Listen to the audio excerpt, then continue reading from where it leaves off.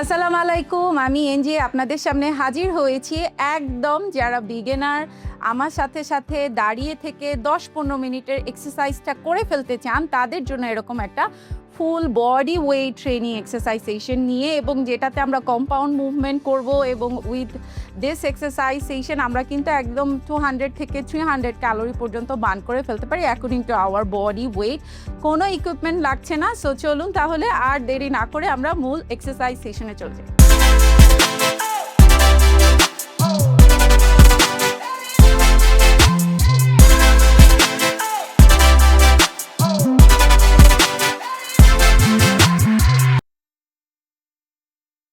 আমাদের এই full body workout সেশনে আমরা জাস্ট একটা বেসিক স্ট্রেচিং আমি আপনাদেরকে ওয়ার্ম আপের জন্য একটু দেখিয়ে নিতে চাই। একদম সিম্পল, আমরা জাস্ট ক্রলিং করব এবং ক্রল ব্যাক করে স্ট্যান্ডিং পজিশনে উঠে যাব। যাদের কাছে এটা টাফ লাগবে তারা একটু ডিপ ব্রিদিং করে নিতে পারেন। আমার চ্যানেলে অনেকগুলো লাইট স্ট্রেচিং মুভমেন্ট আছে, সেগুলোও করে নিতে পারেন। কিন্তু যারা অলরেডি আমার সাথে সাথে এক্সারসাইজ করে বাসায় অভ্যস্ত, তারা কিন্তু এই ক্রলিংটি একটা ফুল বডি স্ট্রেচিং হিসেবে অ্যান্ড একটু ব্লাড সার্কুলেশন ইমপ্রুভের জন্য এটা করে ফেলতে পারে। এটা 3 রাউন্ড করবার পরে আমরা চলে যাব আমাদের লেগ কার্ল। এই মুভমেন্টটা আমরা একটা সেট 20 রিপিটেশন করে দেখাচ্ছি। আপনারা আপনাদের পেস অনুযায়ী, স্পিড অনুযায়ী করবেন। সো আমার সাথে শুরু করে ফেলবো। এরকম পাটাকে একটু বড় গ্যাপ, শোল্ডার অ্যাপার্ট এই গ্যাপটাকে রাখবো, হাত এই একদম চিন বরাবর, দেন কার্ল 4 6 8 10 সাইড করে দেখাচ্ছি। এভাবে করে গ্লুটসে কিক হবে। 6 8 10। ঠিক এইভাবে করে আমরা 20 রিপিটেশন একটা সেট করে ফেললাম। নেক্সট যে এক্সারসাইজটা করব, একটু স্কোয়াট করব প্লাস লেগ মাসেলের পাশাপাশি আমরা এই জায়গাটায় আমার ওয়েস্ট লাইনকে, কোরটাকে ফোকাস, দ্যাট মিনস আমি আমার বেলিটাকেও একটু অ্যাক্টিভ করবার চেষ্টা করব। যেটা করতে হবে, শোল্ডার অ্যাপার্ট আমি গ্যাপটা রাখবো, ঠিক এইভাবে হাতটাকে জাস্ট এইভাবে করে প্লেস করব। লক করবার কোনো প্রয়োজন নাই। Stand straight, chin up, squat and ক্রাঞ্চ।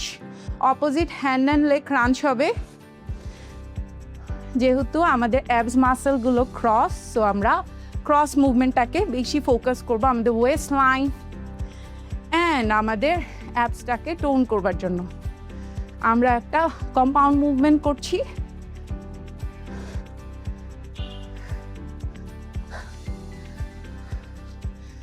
আপনাদের সুবিধার জন্য আমি 12 রেপিটেশন করে দেখাচ্ছি। লাস্ট 2 ডান। ব্রিথ করব, ইনহেল এক্সহেল। ঠিক এভাবে করে 12 রেপিটেশন আমরা এটা করবার পরেই আমরা সাইড লাঞ্জেস উইথ আমরা ফ্লোরে টাচ করব। এটাতেও আমরা আমাদের জাস্ট লেগ মাসেলকে অ্যাক্টিভ করছি না, আমরা কিন্তু আমাদের কোরটাকেও টার্গেট করছি। আর্মস রাইজ করবার মাধ্যমে হাতটাকে উপর থেকে এরকম ক্রস সুইং মুভমেন্টে যাওয়ার কারণে আমার আর্মসও কিন্তু টোন হবে, শোল্ডারটাও টোন হবে। সো এখানে আর আমরা স্টার্টিংয়ে 2টা পাই আমাদের একসাথে থাকবে। সাইডে যাচ্ছি, টাচ করছি, আবার জায়গায় আসব। একটু জায়গা নিয়ে আপনি আপনার বেডরুমে অথবা ড্রয়িং রুমে আমার সাথে দেখে দেখে কিন্তু করে ফেলতে পারবেন। Inhale exhale.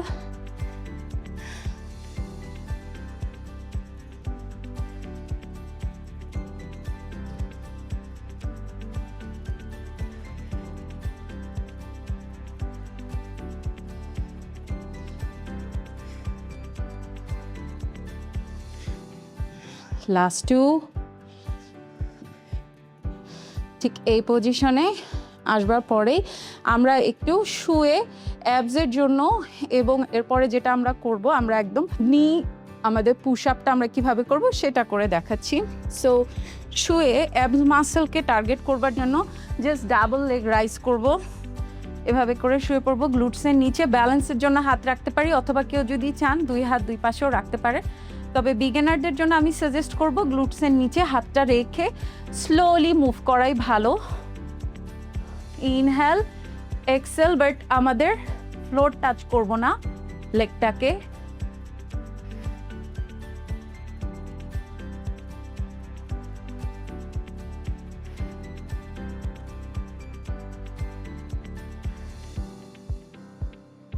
ঠিক এইভাবে করে 12 রেপিটেশন করে দেখাচ্ছি।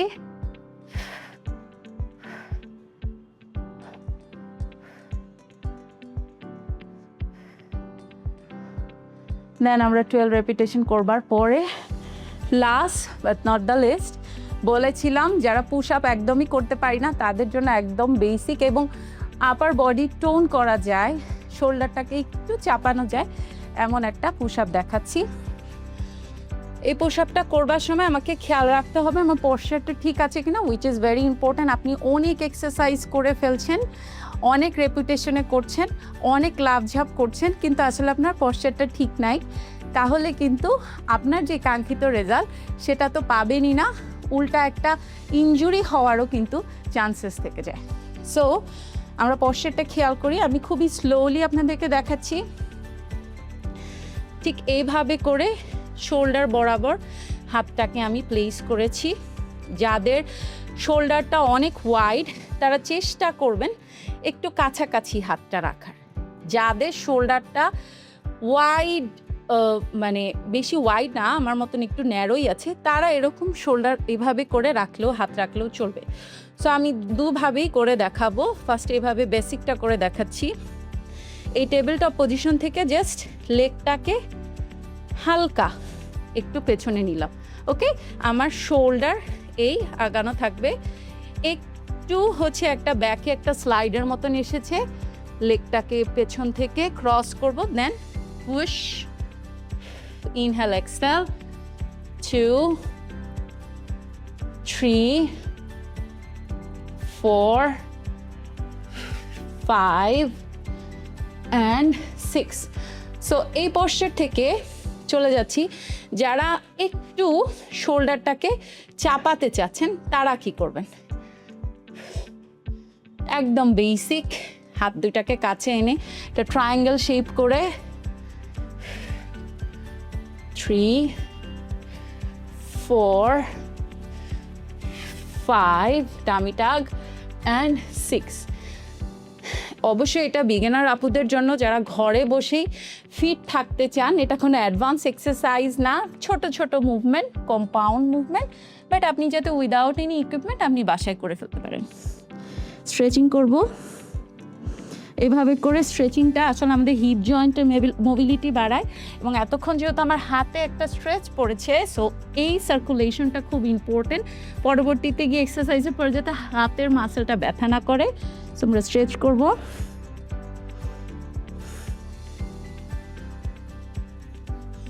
অ্যান্ড ডান।